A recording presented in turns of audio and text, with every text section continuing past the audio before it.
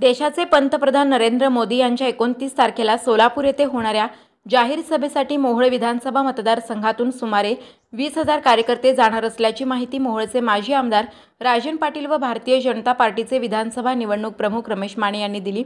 सध्या सोलापूर लोकसभेच्या निवडणुकीत मोठी चुरस निर्माण झाली आहे। माळशिरसचे आमदार राम सातपुते यांच्या विरोधात सोलापूरचे आमदार प्रणिती शिंदे अशी लढत होत आहे।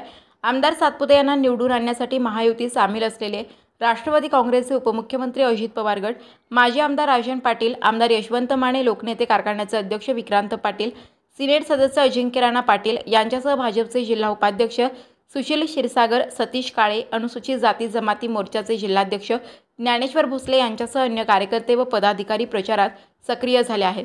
मुख्यमंत्री शिंदे गटाचे जिल्हा प्रमुख चरणराज चौरे यांनीही पंतप्रधान मोदींच्या सभेसाठी कार्यकर्ते सज्ज केले आहेत। दरम्यान सोलापूरच्या सभेत पंतप्रधान मोदी काय बोलणार याकडे संपूर्ण जिल्ह्याचे लक्ष लागले आहे। लोकसभेचे महायुतीचे उमेदवार राम सातपुते यांच्या प्रचाराच्या 2 फेऱ्या पूर्ण झाल्या आहेत। आमदार सातपुते सध्या होम टू होम प्रचार करीत आहेत।